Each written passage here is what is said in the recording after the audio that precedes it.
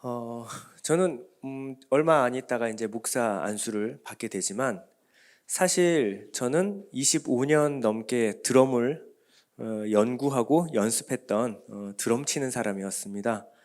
드럼을 가르친 지는 한 20년 조금 넘었어요. 그래서 저는 지금 드럼라인이라는 음악학원을 현재 운영 중인데요. 드럼을 이제 가르치다 보면 사실 한 3, 4살 정도 되면 애들이 뭐 관심 있어서 무언가 이렇게 두들기기 시작하죠. 그러면 이제 부모님들은 착각을 하기 시작합니다. 우리 애가 드럼을 좋아하나 봐. 혹은 드럼에 재능이 있는 것 같아. 그러면 이제 이 아이들을 데리고 와서 우리 아이가 드럼에 재능이 있는 것 같습니다. 드럼을 좀 배우고 싶은데요. 이렇게 이제 등록을 해요. 그렇게 이제 아무것도 모르는 애가 드럼 학원에 오면 이 아이가 이제 드럼을 배우고 싶어서 왔다기보다 드럼에 호기심이 있어서 이제 왔다라는 것이 좀 정확하죠. 이제 뭔가를 가르쳐 주려고 하면 배우는 게 애들이 원치 않아요. 그래서 여기저기 뛰어다니면서 놀 게 얼마나 많습니까? 심벌도 두들겼다가 드럼도 두들겼다가 신나는 거 발로도 빵빵 차봤다가 막 정신없는 애를 가지고 드럼을 처음 가르치려고 하면 뭐부터 시작해야 될까요? 그 아이들한테 먼저 악보를 딱 주고 자, 오늘부터 드럼을 한번 배워보자. 요거는 이제 불가능한 일입니다. 애가 거의 정신이 없어요. 그 아이한테 제일 먼저 해야 되는 것은 자, 여기 봐봐, 여기 봐봐. 선생님 좀 봐봐. 요거예요. 선생님 좀 봐봐. 그 선생님 여기 손가락 있지? 손가락 있죠, 당연히. 그러면 손가락을 가지고 자, 이쪽으로 따라봐 해서 악보를 하나를 다 가르쳐요. 이게 뭐게? 여기까지가 한 10분 걸립니다. 그러니까 아이한테 뭐 드럼을 가르쳐 주기 앞서서 여기 봐봐가 가장 어려워요. 제가 가르쳐던 이제 악보인데요. 드럼 악보인데 여러분 혹시 이 악보 보신 적이 있으십니까? 여러분들은 전혀 이 악보를 보실 일이 없으셨죠? 예. 여기 보면 사실 악보의 표기법이 일반적인 피아노하고도 좀 다릅니다. 피아노 치는 사람한테 이걸 줘도 피아노 치는 사람은 이해를 못해요. 저 X 표시 그리고 높은 음자리표로 했을 때 도, 파 이 자리에 뭔가 하나씩 있죠, 음표가. 그래서 도나 파라고 읽으면 안 되고 X 표시는 심벌 표시예요. 심벌 중에서도 하이햇 심벌을 치란 얘기고 도 자리에 있는 것은 스네어 드럼을 쳐라. 그리고 파 자리에 있는 것은 베이스 드럼을 밟아라. 이 이야기예요. 같은 음악을 하는 사람도 이것이 타악기 악보고 정확히 세트 드럼이라는 악보를 하는 것을 이해하지 못하면 저걸 해석해내지 못합니다. 그런데 드럼 치는 사람끼리는요, 뭐 멜로디가 없잖아요. 드럼은 리듬 악기이다 보니까. 그럼 드럼 치는 사람끼리 약속을 한 거예요. 저 X 표시는 하이햇을 쳐라, 스네어를 쳐라, 베이스를 쳐라. 그렇기 때문에 여기 앉아 계신 분들 중에서 우리 김윤환 형제만 저걸 딱 보면 저것이 지시하는 바를 연주해낼 수가 있어요. 여러분들은 저기서 아무리 저렇게 해라라고 가르쳐도 여러분들은 전혀 행할 수가 없는 거죠. 그런데 김윤환 형제같이 드럼을 오랫동안 연습하고 연주했던 형제는 저걸 보고 대본에 쳐냅니다. 금방 이해를 해요. 김윤환 형제한테 가가지고 어떤 어려운 책을 주면 책을 읽기 힘들어도 윤환 형제는 저거보다 훨씬 100배 어려운 악보를 갖다 줘도 다 연주해냅니다. 그것은 이 드럼 치는 사람끼리의 약속이 정해져 있고 그것을 이해하고 행하는 데까지 수많은 시간 동안 노력했기 때문에 가능한 겁니다. 그렇기 때문에 저걸 해석해낼 수가 있고 그대로 행할 수가 있는 거예요. 하나님의 말씀도 마찬가지입니다. 하나님의 말씀은 여러분들의 상식이나 여러분들의 이해를 가지고 마음대로 해석하는 것이 아니라 무언가 영이라는 것을 통해서 약속이라는 게 있어요. 약속을 정해놨습니다. 그 약속에 관하여 말하고 있는 거예요. 이것을 아는 사람은 저걸 해석해낼 수가 있어요. 해석만 하는 게 아니라 그대로 살아낼 수가 있습니다. 이거 하라는 말씀이시구나. 그걸 듣고 행할 수가 있어요. 근데 모르는 사람들은 저게 뭐야? 가르쳐줘도 저건 하이햇이야. 하이햇이 뭔데? 하이햇을 어떻게 치란 얘기야? 전혀 할 수가 없죠. 그래서 이 영적인 생활도 수많은 시간 동안 여러분들이 배우고 익히고 연습해야 합니다. 하나님은 이것을 위해서 여러분들에게 성경을 주신 거예요. 이것을 통하여 하나님 나라의 삶이 무엇이고 어떻게 살아야 하는가, 그리고 그것을 살았을 때 어떠한 소리가 나고 어떠한 기쁨이 있고, 그리고 하나님이 왜 저걸 했는지에 대해서 여러분들이 표현할 때 이해하고 알아가게 되는 거예요. 아, 이래서 하나님이 이렇게 우리에게 말씀하셨구나. 저번 시간에 가나의 혼인잔치, 갈릴리 가나의 혼인잔치에서 예수님께서 표적을 행하시죠. 표적은 사인입니다. 사인은 저것과 같이 어떠한 약속이에요. 약속. 여러분들이 이것을 통하여 무엇을 알아야 되냐? 그것을 그냥 X표시는 거절하는 의미야. 동그라미는 오케이라는 의미야. 이렇게 이해하면 안 되겠죠. 이것을 통하여 그것이 상징하고 있는 바를 여러분들이 이해해야지만 예수님의 표적을 옳게 바라볼 수 있는 겁니다. 그저 혼인잔치에 포도주가 떨어졌다, 그래서 예수님이 포도주를 만드셨네? 예수님이 다른 거는 소주하고 맥주는 안 되는데 포도주는 허락하셨다, 이렇게 여러분들이 이해하실 게 아니라 이 포도주가 의미하고 있는 바를 여러분들이 아셔야 되고, 거기서 물이 의미하는 바를 여러분들이 이해하지 않으면 여러분들은 예수님이 하신 일을 도저히 이해할 수가 없게 된 거예요. 여러분, 특히 갈릴리 지방에 있는 가나의 혼인잔치에서 포도주는 어떠한 의미가 있죠? 포도주는 언약의 의미가 있습니다. 물은요? 물은 정결케 하는 거예요. 정결케 하는 것은 그 당시 모든 이 히브리 사람들에게 말씀이라는 의미를 갖고 있습니다. 혼인잔치가 벌어졌는데 혼인잔치의 가장 핵심은, 혼인은 언약입니다. 혼인을 맺는 것은 많은 사람들 앞에서 언약식이에요. 이 사람은 이제 혼인하여 부부가 되었음을 선언하는 겁니다. 혼인을 언약하는 거예요. 약속이 가장 중요해요. 그런데 혼인잔치에 무엇이 떨어졌냐면 포도주가 떨어졌어요. 포도주는 언약 없는 결혼. 혼인잔치에 두 번째로 중요한 게 있다면 신부의 순결과 정결, 거룩입니다. 그런데 이 정결 항아리에 물이 비어 있어요. 혼인잔치의 가장 중요한 언약과 정결이 사라진 혼인잔치. 겉으로는 시끌벅적하지만 안에 가장 핵심 내용들이 다 빠져버린 혼인잔치. 이게 뭐냐면 옛 성전의 모습이었어요. 성전의 가장 중요한 것은 지성소고요. 지성소의 가장 중요한 것은 언약궤입니다. 성전의 가장 중요한 것은 하나님과 백성과, 언약 백성과의 언약이 가장 중요한 거예요. 근데 언약 백성들은 제사를 열심히 지냈지만 하나님과 자기가 맺은 언약의 내용이 무엇인지를 전혀 몰랐어요. 포도주가 사라져버린 이 가나의 혼인잔치와 같은 옛 성전의 모습이었습니다. 또한 백성들의 삶 가운데 그리스도의 신부로서, 하나님의 신부로서의 정결한 삶이 전혀 사라지지 않았어요. 그저 시끌벅적한 예식만 하고 있었지 그들은 신부로서 준비되고 있지 않았습니다. 주님께서 거기에 들어가서 다 떨어져 버린 항아리에 물을 채우라. 물을 채우라. 물은 말씀을 의미하는 거예요. 정결함을 채워라. 그리고 이 물을 무엇으로? 새 포도주로 바꾸어 내시는 내용이 바로 가나의 혼인잔치입니다. 이렇게 여러분들이 포도주와 이 정결 항아리에 있는 포도주와 물의 의미를 모르고 가나의 혼인잔치를 이해할 수가 없는 거예요. 이 모든 것은 의미를 담고 있고 이 의미를 가지고 예수님이 하시는 말씀을 알고 믿고 행해야 합니다. 근데 이 내용도 전혀 모르고 우리의 상식으로 하나님의 말씀을 보고 우와, 예수님은 물을 변하여 포도주로 만드시네? 그러니 예수님의 능력에 무언가 기도하면 예수님이 뭐든지 다 바꾸어 주실 것이다. 이렇게 여러분들이 이해하면 안 되는 거예요. 이 시편 119편 9절은 이렇게 말합니다. 청년이 무엇으로 그의 행실을 깨끗하게 하리까? 주의 말씀만 지킬 따름이니이다. 정결하게 하는 게 뭐라고요? 말씀이요. 저는 여러분께 물어볼 때 늘 해답을 던지고만 물어보니까요, 긴장하지 마시고 앞에 거 읽으시면 됩니다. 제 설교에서 가장 중요한 부분이 있다면 여러분 근거 구절이에요.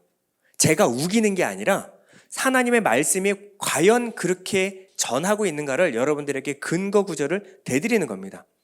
제가 여기서 전하는 것은 제가 기도하다가 직통 계시 받은 내용 아니에요. 성경 말씀에 과연 그러한가를 24시간 여러분하고 묵상하고 여러분들에게 가르쳐 드리는 거예요. 여러분들은 하나님 말씀으로 받으시면 됩니다. 자, 우리 정결 항아리에서 깨끗게 하는 정결은 무엇으로 가능하다? 하나님의 말씀으로 가능해요. 주님이 와서 뭐라고 했냐면 물을 채워라. 물이 뭐라고요? 하나님 말씀. 말씀을 내 안에 채워 넣어라. 그것을 성령으로 바꾸어 내실 것이다. 무엇이냐면 성령으로 행하게 하실 것이다. 여러분 안에 하나님의 말씀이 차 있지 않는다면 성령은 무엇으로 말하냐면 예수님께서 말씀하셨죠. 보혜사가 오실 것인데 내 것을 가지고 예수 그리스도의 말씀으로 여러분에게 말씀하실 것이다 라고 말씀하셨어요. 하나님의 말씀이 없는 사람에게는 성령이 말씀하지 않습니다.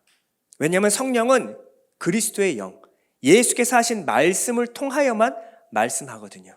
성령 충만하는 것은 말씀이 가득 찼을 때 가능한 거예요. 주님 오셔서 때가 찼다, 물을 채워라, 내가 새 포도주로 바꾸어내겠다. 새 언약의 일을 내가 시작하겠다라는 말씀입니다.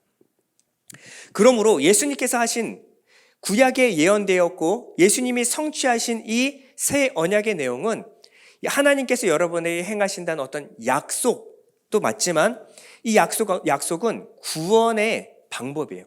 하나님이 여러분들을 어떻게 거듭나게 하시고 어떻게 구원하시는가 그 내용에 대하여 말씀하신 것입니다. 자, 그럼 새 언약의 내용 한번 볼까요? 에스겔서 36장 25절인데요. 그때 내가 정결한 물을 너희 위에 뿌려 너희를 정결하게 하되, 이게 제일 먼저입니다. 물이에요. 하나님의 말씀, 정결한 말씀을 뿌려 너를 정결하게 하되 너희의 모든 더러움과 너희의 모든 우상으로부터 너희를 정결하게 하리라. 그러면 이 물은 우리가 생각하는 그 물이 아니겠죠? 이 물의 역할은 우리의 모든 더러움을 정결케 하는데 모든 우상 숭배, 하나님을 잘못 알고 신이라는 존재를 잘못 이해하고 잘못 숭배하고 예배하던 그 모든 삶에서 너희를 구원하여 내시겠다. 정결케 하시겠다라는 거예요. 또 내가 새 마음을 너희에게 주고 새 영을 너희 속에 두어, 그래서 십자가 이후에 무슨 일이 일어나냐면 성령 강림이 일어나는 거예요. 먼저 물, 여러분들을 정결케 죄사함의 일 이후에 일어나는 것이 무엇이냐면 성령이 여러분 안에 임하는 것입니다. 너희 살에서 돌 같은 마음을 제거하고 너희에게 살로 된 마음을 주리라. 부드러운 마음을 주겠다라고 하셨죠. 그리고 나서 27절 또 내 영을 너희 속에 두어 너희로 내 율례를 어떻게? 이제 행하게 하리니 너희가 내 규례를 지켜 행할지라. 성령이 와야 하나님이 기뻐하시는 일을 행할 수가 있습니다. 성령 받지 않은 사람이 내 생각과 내 뜻으로 하나님의 말씀을 이해하고 행하면 하나님이 기뻐하시는, 하나님의 말씀대로 기뻐하시는 뜻을 따라 행할 수가 없어요. 육신에 속한 자는 하나님을 기쁘시게 할 수 없느니라. 불가능하다라는 거예요. 성령 하나님은 우리 안에 오셔서 우리 안의 내면을 변화시키십니다. 우리의 성향, 취향, 취미, 감성, 이성, 여러분들이 무엇에 감동하고 무엇에 행복하게 느끼는지, 무엇을 어떻게 바라보고 어떻게 생각해야 될지를 바꾸어 내시는 분이 성령 하나님이세요. 성령님은 여러분에 오셔서 오늘도 그 일을 행하실 줄 믿습니다. 오늘 23절에 보면 예수님이 행하시는 표적을 사람들이 봤어요. 보고 예수님을 믿고 쫓기까지 합니다. 자, 23절에 보면 6월절에 예수께서 예루살렘에 계시니 많은 사람이 그의 행하시는 표적을 보고 그의 이름을 믿었으나, 끝에가 찜찜하게 끝나죠? 엔토파스카라고 해서 6월절에 예루살렘에 계시니는 6월절 동안에, 그 기간 동안에 예수님은 예루살렘에서 수많은 표적들을 행하십니다. 그런데 사람들이 그 표적을 보고 예수님을 믿고 따르기 시작했어요. 그러나 24절에 보면 예수는 그의 몸을 그들에게 의탁하지 아니하셨으니 이는 친히 모든 사람을 아심이요. 자, 수많은 사람이 쫓는다고 예수님이 기뻐하지 않았어요. 많은 사람들이 교회에 나오는 것, 좋습니다. 좋은 일이에요. 하지만 예수님은 그들에게 몸을 의탁하지 않으셨다. 그들을 믿지 않았어요. 사람 많다고, 사람 많이 쫓는다고 예수님 기뻐하시는 게 아니에요. 예수님을 어떻게 이해하고 어떻게 믿고 왜 예수님을 쫓는가가 중요하지, 예수님을 엉뚱하게 믿고 쫓는 사람들을 예수님은 믿지 않으십니다. 자, 이유를 설명하십니다. 요한복음 2장 24절에서 25절 보면 이는 친히 모든 사람을 아시며 사람에 대하여 누구의 증언도 받으실 필요가 없었으니 이는 그가 친히 사람의 속에 있는 것을 아셨음이니라. 내면의 변화, 새 마음과 새 영, 내면의 변화는 전혀 없고 그저 내가 눈에 보이는 대로, 내가 들리는 대로, 내가 이해한 대로 예수님을 쫓았던 거예요. 예수님은 지금 가나의 혼인잔치를 통하여 내면의 변화, 우리 마음과 생각의 변화에 대하여 예수님께서 말씀하시는데 사람들은 예수님이 하신 기적만 보고 쫓은 거예요. 리빙 바이블에 보면 이렇게 해석을 해놨습니다. 예수 그리스도께서는 사람들의 마음속 깊은 곳까지 꿰뚫어 보고 계셨다. 그러므로 아무도 주님께 인간의 본성이 얼마나 변덕스러운지를 설명해 드릴 필요가 없었다. 예수 믿는 사람 중에 보면 성령 체험했다, 기도원 갔다 가지고 불 받았다 하시는 분들 좋은 일이지만 시간이 지나봐야 합니다. 사람이 얼마나 변덕스러운지. 뭔가 새로운 일이 일어났을 땐 그렇게 뜨겁게 날뛰다가 그래서 교회 안에 와서 다 휘저어 놔요. 왜 우리 교회는 뭐가 없습니까? 우리 교회에 무언가 전도 폭발 훈련을 해야 합니다. 우리 교회 이제 40일 그 기도를 해야 합니다. 막 그래요. 그러고서 본인이 제일 빨리 식어요. 여러분 많이 보셨죠? 예, 누구 할 것 없이 다 그렇죠. 우리의 마음은 이렇게 변덕스러워요. 막 뜨거웠다가 어느 순간 푹 꺼져요. 저 사람이 예수 믿는가 싶을 정도까지 떨어져요. 예수님은 그 사람에게 자신을 의탁하지 않으셨다. 믿지 않았다라는 거예요. 믿지 않으십니다. 예수님은 그냥 내 마음의 뜨거움, 예수님이 나에게 무언가를 해주셨다라는 어떤 감격, 이거보다 중요한 게 하나님의 말씀을 알아가기를 원하세요. 그리고 그 말씀을 통하여 여러분 안에서 여러분의 내면을 변화시키시길 원하십니다. 예수님의 표적을 보고 쫓았던 수많은 군중들 중에 대표격으로 한 명이 등장하는데 그 사람의 이름이 뭐냐면 니고데모입니다. 오늘 본문을 자세히 보면 23절에 많은 사람에 대한 얘기, 24절에 모든 사람에 대한 이야기, 25절에 보면 사람의 속에 관한 이야기가 나온 후에, 그리고 오늘 3장 1절에 보면 그런데 바리새인 중에 니고데모라 하는 사람이 있으니 유대인의 지도자라. 자, 중간에 사람을 집어넣는 이유가 바로 이겁니다. 앞에 있는 그 사람들을 끌고 오는 거예요. 그리고 그 사람들의 지도자, 대표격으로 니고데모라는 한 사람이 예수님께 와서 질문을 던지는 겁니다. 여러분, 이렇게 성경을 좀 이해하고 오늘 따라오시면 됩니다.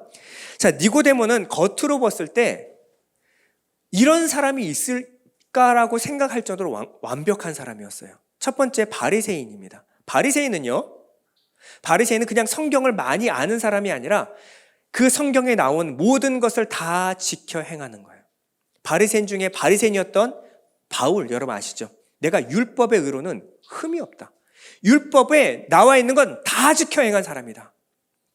예수님께 왔던 부자 청년이 왔었죠. 내가 어려서부터 다 지켜 행했습니다. 이게 바리새인들의 프라이드, 긍지예요. 여러분들 하나님 말씀에 나와 있는 거 다 지켜 행하십니까? 없죠. 대단한 사람이에요. 바리새인 중에 바리새인이었을 뿐만 아니라 뒤에 보면 사람들에게 성경을 가르치던 사람이었어요. 선생이었습니다. 뿐만 아니라 유대인의 지도자라고 하는데 산헤드린 공의회원이에요. 이것은 뭐냐면 유대인들 중에 대표로 해서 입법, 사법, 행정을 행하던 국회의원 같은 사람이에요. 권력도 쥐고 있어요. 뿐만 아니라 이 고대 기록을 보면요, 요세푸스 고대사 그리고 요아킴 예레미야스의 책을 보면요, 이 니고데모의 이야기가 나와요. 성경에만 나오는 인물이 아니라 역사서에 나와요. 이 니고데모의 가문이, 이 사람뿐만 아니라 이 가문이 얼마나 출중했는지 AD 70년 성전이 함락될 때까지, 유대라는 것이 살아있을 때까지 이 가문은 유대를 이끌어 나가는 가문입니다. 대단한 가문이죠. 명문 가문입니다. 그는 부자였어요. 돈도 많았습니다. 나중에 이 니고데모가 예수님을 믿었어요. 예수님을 장사할 때 모략과 침향, 백근, 여러분 향유옥화 부은 여인 아시죠? 예, 당시에 이 향유는 굉장히 값비싼 거였습니다. 근데 이것을 백근을 가지고 예수님의 장사를 치러요. 돈이 얼마나 많은 걸까요? 그렇죠? 그리고 니고데모는 교육을 많이 받은 학자였습니다. 그냥 성경 교육만 많이 받은 게 아니라 헬라 철학, 당시의 최고의 철학이고 학문이었죠. 니고데모라는 이름은 유대인 이름이 아닙니다. 당시 헬라 이름이에요. 여러분, 헬라 이름을 쓰는 이유가 뭘까요? 지금의 어떤 가장 큰 이름이라고 하면 미국이 될 수 있겠죠. 그래서 인사할 때 저는 레이입니다 라고 할 때는 여러분 뭐예요? 이 사람 유학 갔다 왔나 봐. 이런 느낌 아시죠? 네. 이름을 한국 사람인데 저는 누구 브라이언입니다 이렇게 소개하는, 그것은 뭐냐면 그 나라에 가서 그 나라의 교육을 제대로 받고 온 사람이라는 얘기예요. 유대에 사는데 그 사람을 무엇이라고 불렀냐면 브라이언, 레이, 이것처럼 니고데모라고 부른 거예요. 헬라식 이름을 갖고 있는 사람이에요. 그러니 헬라 철학도 정통한 사람이었어요. 니고데모는 겸손한 사람입니다. 어떻게 그걸 알 수 있을까요?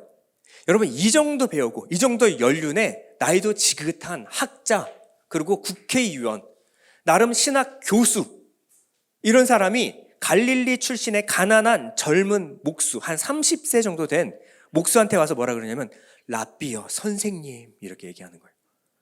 여러분, 그 정도 인격이면요, 보통은 딱 오면 자, 내가 멀리 왔다고 해라, 저희 그분 좀 잠깐 나오시라고 한번 해봐봐, 나 좀 잠깐 보자고 그러자, 이렇게 하잖아요. 만날 장소, 시간 이분이 다 정하잖아요.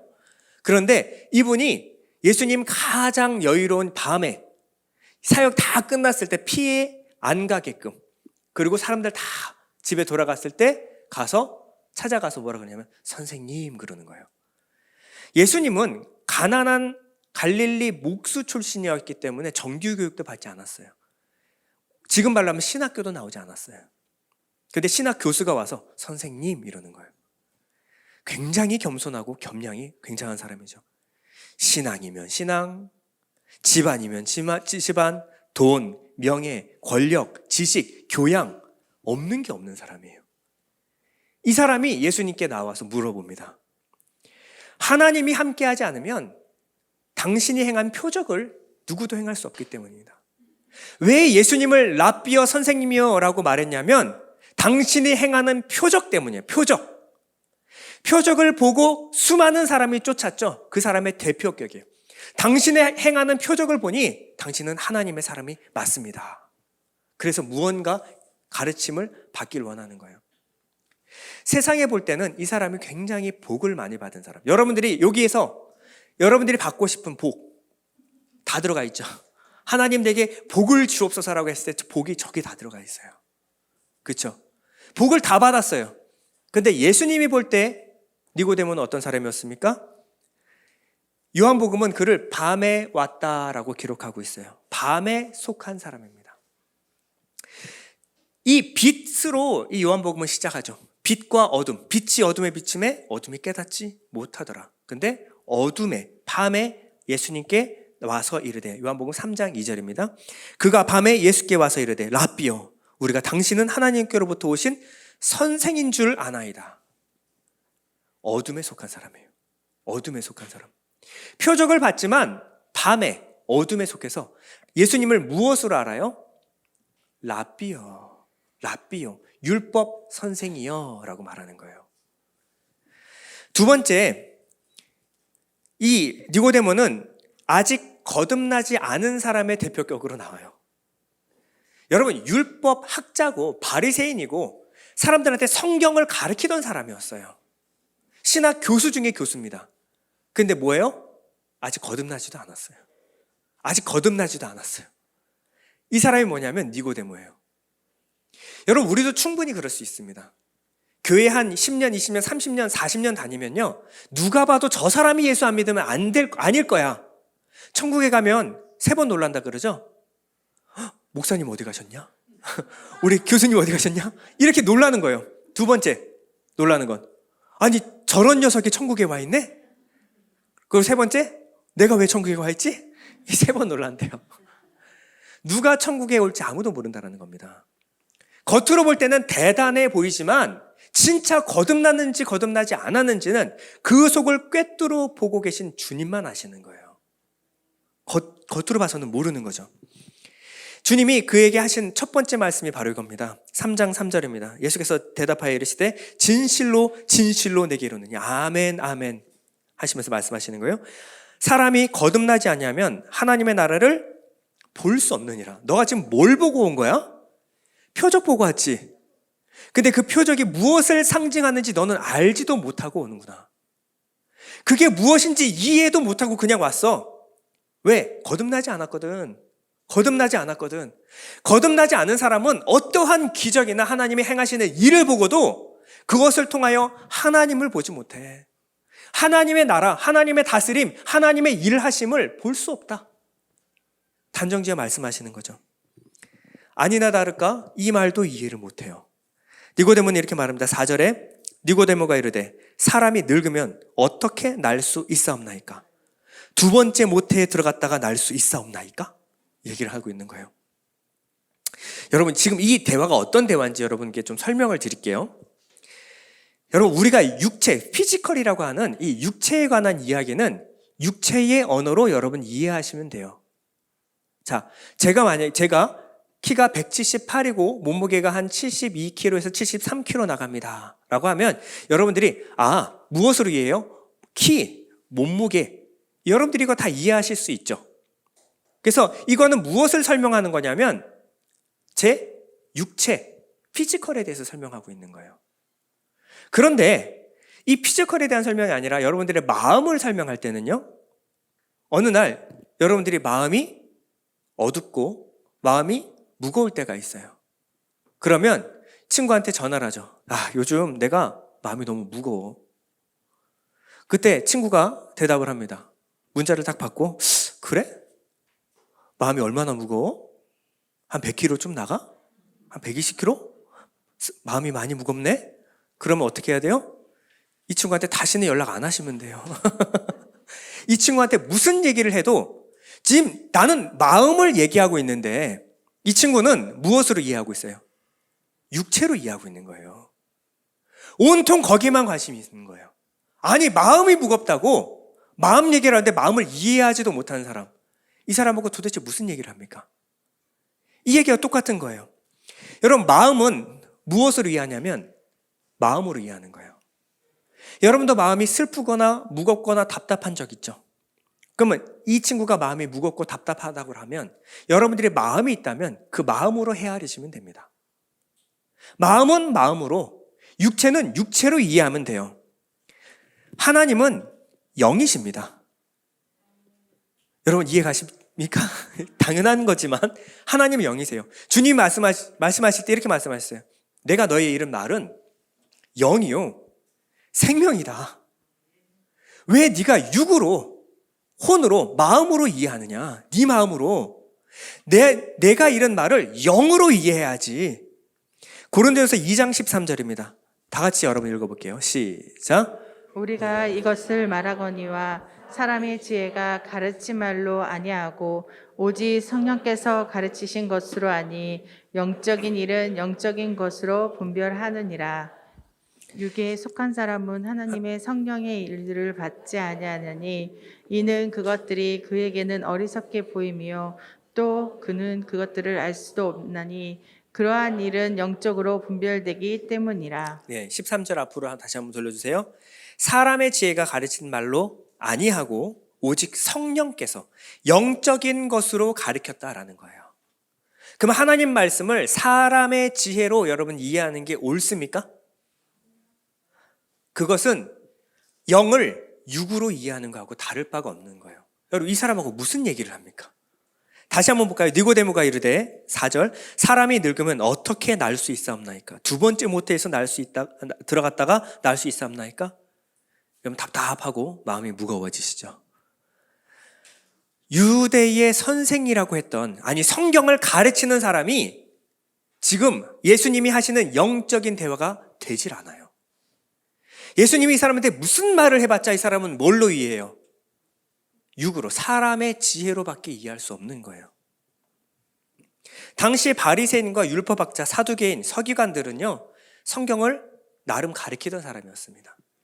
성경을 열심히 가르쳤어요. 무엇으로? 사람의 지혜로 가르쳤어요. 윤리, 도덕, 철학, 종교. 지금도 남아있죠. 여러분 탈무드, 미시나 이런 걸 보면요 그들이 무엇을 가르치고 있는지 알 수 있습니다. 하나님은 없고 오직 사람의 계명이에요. 어떻게 해라, 저렇게 해라. 이걸로 하나님 말씀을 가르치고 있었어요.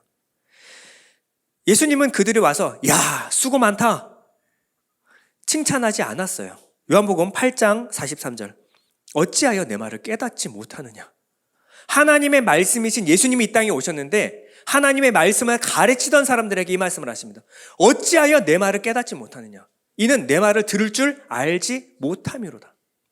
무엇으로 듣고 있어요? 사람의 지혜로만 듣고 있어요. 이에게 내린 처방이 무엇이냐면 거듭나야 한다. 근데 거듭나는 걸 이해 못하니 예수님이 좀 더 알기 쉬운 언어로 설명합니다. 5절에 보면 예수께서 대답하시되 진실로 진실로 내게 이르노니 사람이 물과 성령으로 나지 아니하면 하나님의 나라에 들어갈 수 없느니라. 설명한 거예요. 거듭남에 대한 설명이에요. 좀 더 알기 쉽게 그들이 아는 언어로, 그들이 이해할 수 있는 언어로 풀어서 설명한 게 뭐냐면 물과 성령으로 태어나는 것이 바로 거듭나는 것이다. 저도 여러분들이 이해하기 쉬운 언어로 오늘 거듭남에 대해서 한번 설명해 보겠습니다. 여기서 물은 무엇일까요? 어떻게 하셨어요? 잘 배우셨네요. 네. 물은 말씀을 상징합니다. 자, 물로 태어난다. 이것이 무엇인지, 말씀으로 태어난다라는 것이 무엇인지 여러분 한번 설명을 한번 해볼게요. 우리는 이 태어난다라고 하는 것에 하나님이 우리를 만드셨기 때문에 거기에 이 태어남의 비밀을 하나님께서 숨겨두셨어요. 아니 숨겨두셨다기보다 거기에 설명해 놓으셨어요. 여러분들은 어떻게 태어나셨죠? 여러분들은 여기서 아래에서 태어나신 분 혹시 계십니까? 혹은 하늘에서 떨어지신 그런 분 안 계시죠? 다 어떻게 태어나셨어요? 부모님으로부터 출생하게 된 겁니다. 자, 우리는 어떻게 했냐면 처음에는 이 부모님이 각자 알아서 우리를 만드신 게 아니라 아버지의 정자와 어머니의 난자가 만나서 내가 출생하게 된 거예요. 그렇죠? 제가 이거 준비하고 있으니까 진표 가서 웃으면서 아빠 뭐 하는 거야? 말하면서 무슨 PPT가 이래? 뭐 이러고 있었는데 네, 보여드리겠습니다. 자, 정자의 머릿속에는요, 정자의 머릿속에는 무엇이 있냐면 복잡한 뭐 DNA 이러는데 가장 중요한 것은 생명의 메시지예요. 저 안에, 머리 안에 모든 에너지, 메시지가 다 집약되어 있어요. 그리고 꼬리는 그것을 전달하는 목적이 있습니다. 이 정자가 이 난자를 만나는데 난자는 배란이 되고 나서 난자 또한 모든 에너지가 어디에 집중이 되어 있냐면 요 가운데요, 가운데. 요 핵 부분에 모든 게 다 집중이 돼 있어요. 그래서 정자 안에 있는 저 에너지, 메시지가 저 난자 안에 있는 저 몸과 만나야만 수정이 가능한 거예요. 이 난자라고 하는 것은 어떤 하나의 생명체하고 똑같아요. 그래서 몸속에서 며칠을 살아요? 약 한 달간을 살아요. 살고 저 메시지를, 생명의 메시지를 받지 못한 난자는 결국 죽습니다. 버려지는 거예요. 밖에 버려져요. 쓸데없이. 그게 난자가 자기의 삶을 다 산 거예요. 끝. 어떠한 기적도 일어나지 않았습니다. 그런데 저 안에 있는 생명의 메시지를 받게 되면 어떻게 돼요? 아이가 태어나기 시작합니다. 저 처음의 모습과 두 번째 모습은 여러분 비교도 안 돼요. 거의 기적 아닙니까? 어떻게 저게 돼요? 어떻게 두 개가 같아요? 저게 어떻게 머리고 저게 몸입니까? 근데 실제로 이런 일이 일어나요. 우리가 태어나서요, 살다 보면 나이를 먹습니다. 여러분들은 이 땅에서 태어나서 한 100년 남짓 살게 되실 거예요. 100년을 살면서 여러분들이 무엇을 생명의 메시지를 받지 않으면 여러분들은 100년 살다가 여기서 죽습니다. 흙으로 와서 흙으로 돌아가게 되는 거예요. 근데 만약에 여러분들이 살면서 생명의 메시지를 여러분들이 받게 되면 그것이 여러분 안에 들어와 여러분의 중심, 여러분들의 마음 가운데 심기면 여러분들은 상상도 할 수 없는 변화가 일어나기 시작합니다. 어떤 변화가 일어날까요? 다음 세상으로 여러분들이 갈 수가 있게 되는 거예요. 난자가 생명의 메시지를 받지 못했을 때는 그 자리에서 그냥 뱃속에서 자궁에서 있다가 죽는 게, 버려지는 게 끝이에요. 이 땅에 살면서 생명의 메시지를 받지 못할 때는 여러분들이 혼과 육을 갖고 살다가 버려지는 게 끝이에요. 그런데 여러분들의 저 생명의 메시지가 여러분 안에 심겨서 여러분들의 영으로 자리 잡으면 여러분들은 다음 세상으로 나가게 됩니다. 원리가 똑같죠. 말씀으로 산다는 것은 바로 이 의미입니다. 베드로전서 1장 23절에 보면 너희가 거듭난 것은 썩어질 씨로 된 것이 아니요 썩지 아니할 씨로 된 것이니 살아있고 항상 있는 무엇으로? 하나님의 말씀으로 되었느니라. 여러분 마음 가운데 무엇이 심기면 하나님의 말씀이 심기면 거기서부터 변화가 시작이 돼요. 10달, 100년이라는 그 기간 동안 이 씨는 여러분 안에서 발화하여 자라기 시작합니다. 그리고 여러분들 완전히 새로운 것으로 변화되기 시작되는 거예요. 요한복음 1장 1절은 저 말씀에 대해서 설명합니다. 태초에 말씀이 계시니라. 이 말씀이 하나님과 함께 계셨으니 이 말씀은 곧 하나님이시니라. 이 말씀은 어디서부터 온 거예요? 아버지에서부터 온 거예요. 1장 14절에 보면 말씀이 육신이 되어 어디에? 우리 가운데 거하심에 우리가 그의 영광을 보니 아버지 독생자의 영광의 은혜와 진리가 충만하더라. 이 말씀이 우리 안에 거하심으로 말미암아 우리가 하나님을 이해하고 보고 결국 아버지께로 돌아갈 수 있게 되는 것입니다. 요한복음 8장 51절에 이렇게 말합니다. 진실로 진실로 너희에게 이르노니 사람이 내 말을 지키면 영원히 죽음을 보지 아니하리라. 여기서 지키는 것은 예수님이 하신 말씀을 하나하나 다 지켜서 행한다는 얘기가 아니라 지키다는 것은 테로예요. 테로는 보존하다, 지키다. 하나님의 말씀을 내 마음 가운데 우리 가장 핵심, 우리 에너지가 집중되어 있는 이 마음과 생각에 지키면 영원히 죽음을 보지 아니하리라. 말씀으로 태어나는 것과 육의 탄생이 연결되어 있어요. 하나님이 우리에게 알라고 이해하라고 이 땅을 이렇게 만드셨습니다. 만약에 사람이 태어나서 모든 사람이 다 천국 갈 수 있다라고 한다면 우린 전도와 선교가 필요 없을 거예요.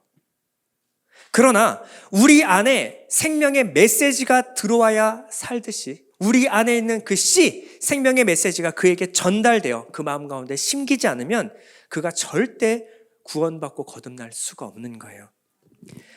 고린도전서 4장 15절 이렇게 말합니다. 그리스도 안에서 1만 스승이 있으되 아버지는 많지 아니하니 그리스도 예수 안에서 내가 복음으로써 너희를 낳았습니다.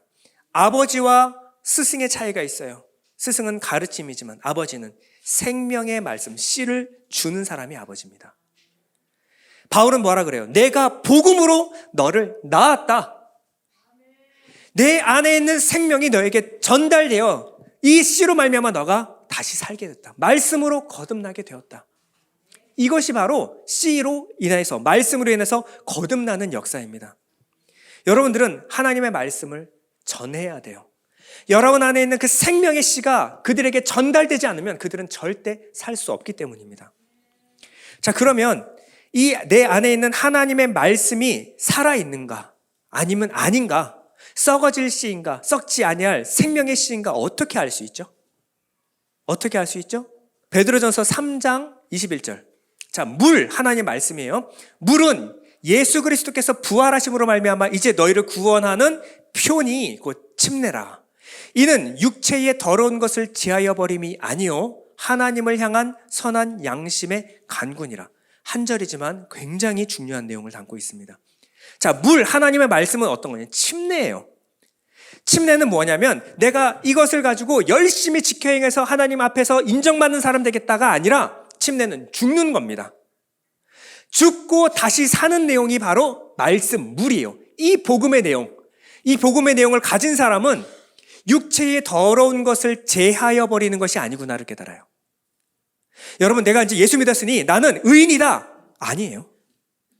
예수를 믿었으니 내가 죄인임을 깨달은 겁니다. 예수를 믿기 전에는 죄가 무엇인지도 모르고 내가 왜 진짜 죄인인지, 내가 왜 구원받아야 할 죄인인지를 몰라요. 그런데 이 물이 들어오면 내 더러움이 발각이 돼요. 그때부터 무엇이 시작되냐면 하나님을 향한 선한 양심의 간구. 하나님, 새 마음을 내게 주옵소서. 내게 새 영을 주옵소서. 이것을 간구하게 되는 거예요. 예수 믿는가 안 믿는가 무엇을 알아요? 내가 예수 믿는데 내가 열심히 율법을 지켜 잘 행해서 하나님께 인정받고 상급받겠다. 내가 누군지 몰라요. 예수 믿는 사람은 하나님을 향하여 선한 양심을 갈구하게 되어 있습니다. 하나님, 내게 그 선한 것이 하나도 없습니다. 뭔가 리모델링해서 될 게 아니라 허물어 주시고 다시 세워 주시옵소서. 새 마음과 새 영으로 다시 세워 주옵소서. 이것이 무엇입니까? 하나님을 향한 선한 양심의 간군이라. 예레미야서 17장 9절 이렇게 말합니다. 만물보다 거짓되고 심히 부패한 것은 마음이라. 누가 이를 능히 알려면 아무도 몰라요. 하나님 말씀이 아니고서는 여러분 마음이 얼마나 더럽고 부패한지. 여러분들이 쌓아놓은 그냥 배설물보다 훨씬 더 더러운 게 뭐예요? 내 마음이에요. 내 마음. 사람이 이 정도까지 자기를 깨닫지 못해요. 근데 말씀이 들어오면 오호라 나는 곤고한 사람이로다. 나는 죄인 중에 괴수입니다. 이걸 깨닫게 돼요. 나 여호와는 심장을 살피고 폐부를 시험하고 각각 그 행위와 그 행실대로 보응하나니. 주님은 표적을 뽑고 쫓는 그 사람들의 그 중심을 다 보고 계셨어요. 하나도 변함은 없는데 내가 나를 믿고 쫓는다고 말하는구나. 우리는 위로부터 오는 하나님의 말씀을 받았을 때 어린아이의 울음과 같은 첫 울음을 터뜨려요. 왜요? 나는 부모님의 도움 없이는 살 수 없는 사람입니다. 도와주십시오. 살려주십시오라고 울음을 터뜨리는 것이 태어난 증거라는 거예요. 시편 51편에 보면 다윗이 이런 고백을 합니다. 내가 죄악 중에 출생하였으며 어머니가 죄 중에서 나를 잉태하였나이다. 보소서, 주께서는 중심이 진실함을 원하시오니 내게 지혜를 은밀히 가르치시리이다. 우슬초로 나를 정결하게 없소서. 우슬초는요, 6월절 어린 양의 피를 문설주에 바르던 거예요. 그 피로 나를 정결케 해 주십시오. 내가 정하리이다. 나의 죄를 씻어 주옵소서. 내가 눈보다 희리이다. 사람들은 종교행위 잘하면 대단해 보이고요, 깨끗한 삶 살면 야, 저 사람이 거듭났나 보다 속일 수 있어요. 그리고 20년, 30년 신앙생활 하다 보면 자기도 착각해요. 나 이 정도면 예수 믿는 거 아니야? 내가 만약에 지옥 가면 누가 천국에 간단 말이야? 이렇게 생각할 수 있어요. 그러나 하나님은 여러분 중심을 아십니다. 여러분들은 이 거듭남을 경험하셨습니까? 시편 19편 7편에 이렇게 말해요. 다 같이 읽겠습니다. 시작. 주의 율법은 완전하여 혼을 회심시키고 주의 증언은 확실하여 단순한 자를 지혜롭게 하며 주의 법규들은 당당하여 마음을 기쁘게 하고 주의 명령은 순수하여 눈을 밝게 하는도다. 하나님의 말씀은 혼을 회심시켜요. 여러분 마음과 생각을 회개케 하는 능력이 있습니다. 여러분들이 보지 못했던 니고데모와 같이 어둠에 속하여 표적을 보고도 옳게 바라보지 못했던 그 눈을 밝게 하시는 능력이 있는 줄 믿습니다. 그러면 영으로 거듭난다라는 것은 무슨 말일까요? 영으로 다시 태어나는 것. 자, 3장 6절 오는 본문 말씀 3장 6절에 보면 주님이 이런 말씀하시죠. 육으로 난 것은 육이요, 영으로 난 것이 영이다. 자, 여러분 이해를 하기 위해서 하나님이 이 땅을 어떻게 만드셨는지를 여러분 이해하셔야 돼요. 하나님이 세상을 창조하실 때는요, 각기 그 종류대로 모든 만물을 만드셨어요. 그래서 씨 맺는 채소는 씨 맺는 채소를 낳게 돼 있어요. 나무는 나무를 낳고요, 그리고 짐승, 동물은 동물을 낳습니다. 하늘을 나는 새는 새를 낳아요. 그리고 바다의 물고기는 물고기를 낳습니다. 물고기가 사람 되는 것은 얼토당토하는 얘기입니다. 하나님은 각각 종류대로 만들었어요. 원숭이가 사람 되는 거 말도 안 되는 얘기예요. 원숭이는 아무리 낳아도 원숭이, 물고기는 아무리 새끼를 까도 물고기. 하나님이 그렇게 만드셨다라는 거예요.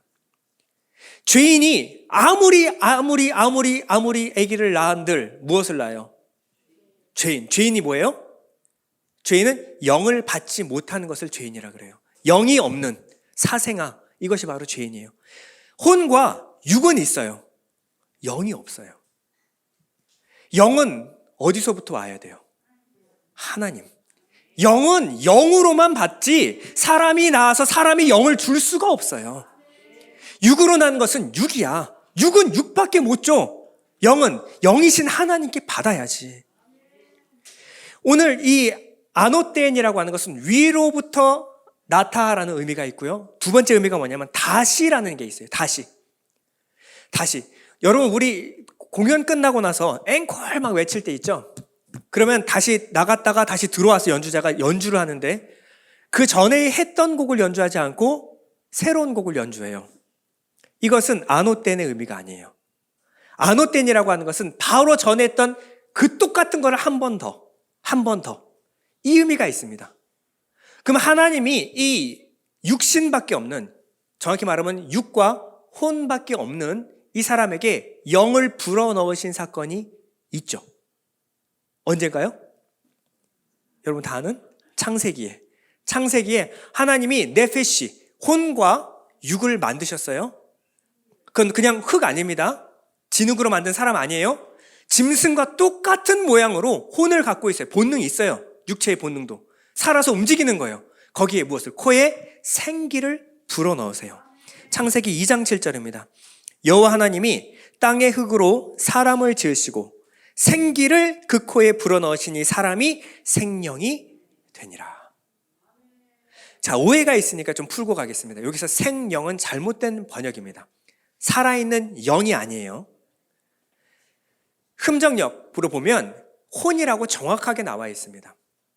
그의 콧구멍에 불어넣으시니 사람이 무엇이? 살아있는 혼이 되니라. 혼은 뭐냐면 여러분의 마음과 생각이에요. 마음과 생각이 어떻게 하나님의 생기, 호흡, 르와흐, 영을 불어넣으시니 이 마음과 생각이 살아있게 되었다. 그전에는 동물과 똑같아요. 영이 없는 동물은 무엇을 따라 생각합니까? 본능을 따라. 자기 원하는 대로, 육신의 원하는 대로 움직여요. 그게 혼이에요. 그건 죽었다라고 말하는 거예요. 근데 그에게 무엇을? 하나님의 영을 불어넣으니 이 모든 생각과 본능과 성품과 뜻이 하나님이 원하시는 대로 생각하고 느끼고 감격하고 기뻐하더라는 거예요. 이걸 뭐냐면 살아있는 혼. 하나님이 영을 불어넣으니 이렇게 되었다라는 거예요. 여러분들은 이 땅에서 영혼을 구원받습니까? 혼을 구원받습니까? 이게 이제 뒤죽박죽 얽혀서 그래요. 혼을 구원받습니다. 베드로전서 1장 9절입니다. 이는 너희가 너희의 믿음의 결말 곧 너희 혼의 구원을 받았기 때문이라. 혼의 구원입니다. 그렇기 때문에 헛갈리는 거예요. 육은요, 흙으로 와서 흙으로 돌아갑니다. 하나님은 여러분들의 마음과 생각, 이것은 고유의 것, 여러분의 것이에요. 거기에 무엇을? 새 몸을 입혀주신다고 그랬어요. 그때 부활하신 예수님의 몸을 보고 영은 육체가 없지만 예수님은 육체를 갖고 계셨어요. 영원히 썩지 않을 영원한 몸을 우리에게 주실 것이다. 여기에 대한 확실한 소망을 가지게 되었습니다. 그러니 순교의 현장에 뛰어들었을 때도 전혀 두렵지 않았던 거예요. 내 이 몸을 벗고 새로운 것을 덧입는 그날을 사모했기 때문에. 어디에? 여러분들의 혼에. 그러면 영은요? 영은 처음부터 여러분께 아니에요. 영은 성령밖에 없습니다. 전도서 12장 7절입니다. 그때의 흙은 전에 있던 대로 땅으로 돌아가며 영은 그것을 주신 하나님께로 돌아가리로다. 영은 하나님이에요. 예수께서 마지막에 승천하셨죠. 그게 뭐냐면 공중부양이 아니라 하나님이 하나님의 자리에 다시 올라가는 거예요. 하나님의 우편 자리. 거기가 원래 예수 그리스도 하나님의 자리거든요.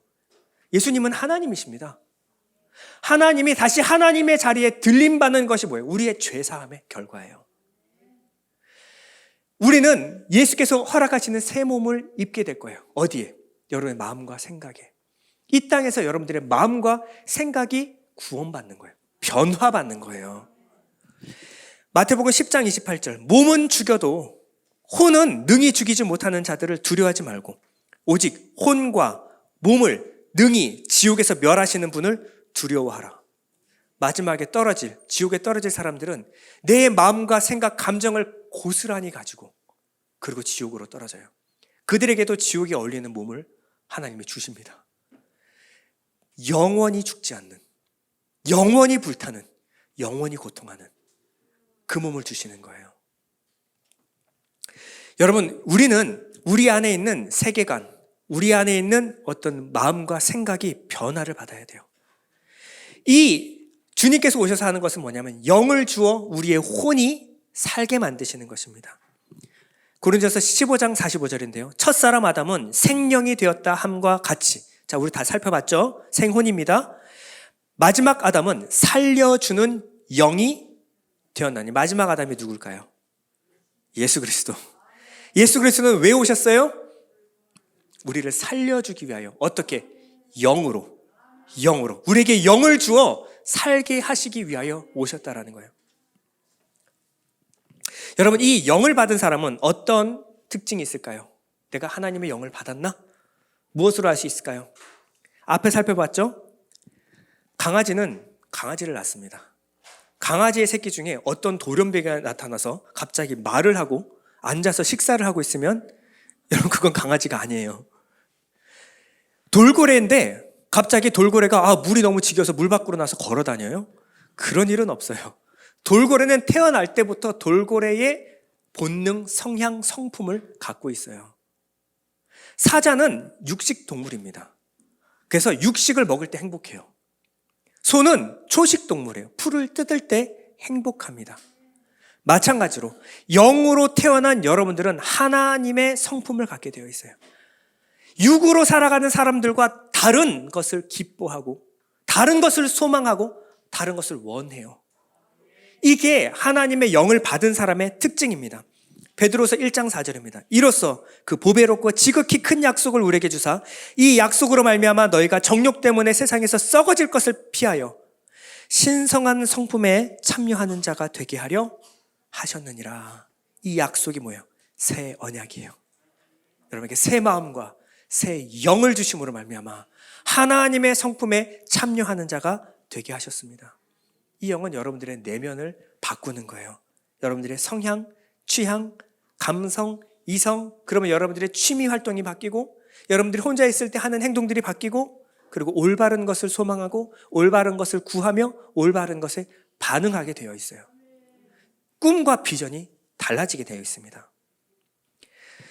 세 번째로 물로 거듭나고 성령으로 거듭나는 이것은 여러분 따로 분리된 게 아닙니다. 본문으로 보면 사람이 물과 성령으로 나지 아니하면 이라고 하면 말씀, 성령이 따로 분리된 것처럼 보일 수가 있어요. 그러나 원어는 카이로 연결되어 있어요.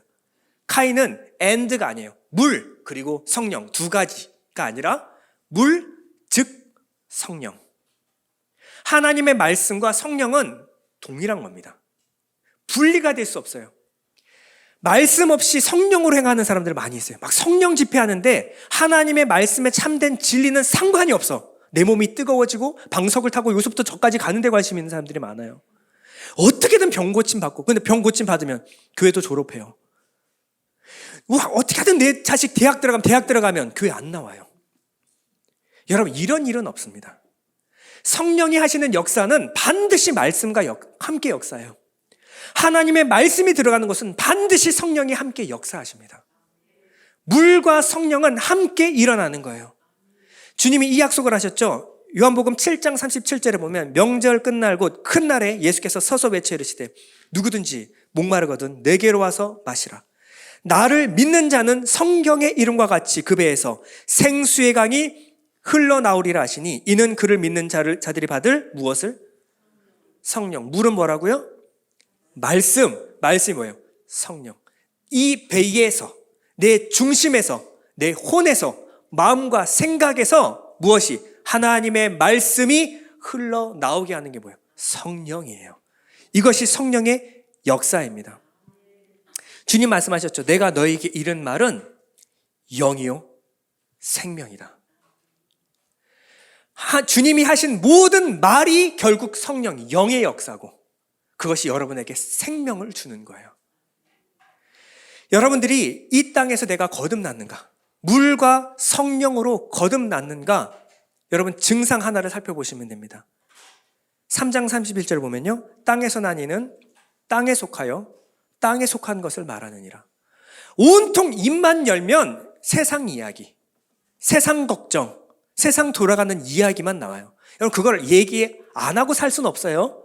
하지만 온통 땅의 것만 관심 있고 땅의 것만 얘기하는 사람이 있어요. 아직 거듭나지 못해서 그래요. 거듭난 사람은 34절에 보면 하나님이 보내신 이는 하나님의 말씀을 하나니 하나님의 성령을 한량없이 주심이니라. 당대 신학 교수였고 당대 성경을 가르치던 학자인 니고데모에게 주님 말씀하십니다. 너 거듭났니? 니고데모가 적잖게 놀랐을 거예요. 주위에 누가 듣고 있는 사람은 없나? 이분이 나한테 왜 이러시나?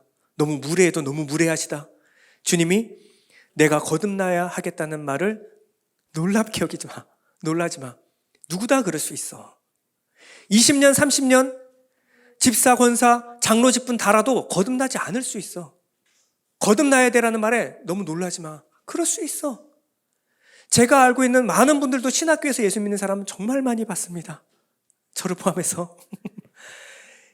내가 믿고 있었던 게 다 잘못됐다는 걸 나중에 깨달을 수가 있어요. 놀라지 마십시오. 오늘도 저는 여러분들에게 권합니다. 거듭나시기 바랍니다. 예수 믿으시기 바랍니다.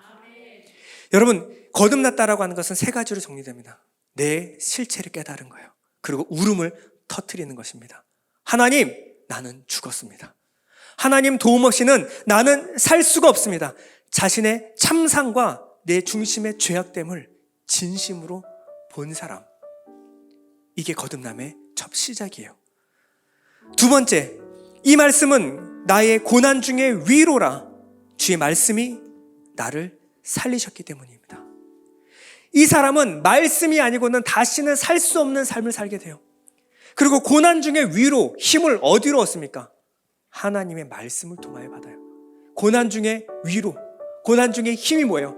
하나님 그 약속의 말씀, 나를 새롭게 변화시켜 주신다는, 나를 붙들고 계시다는, 나를 끝까지 놓지 않으실 거라는 그 하나님의 약속, 그 약속이 내 고난 중에 위로가 되는 줄 믿습니다.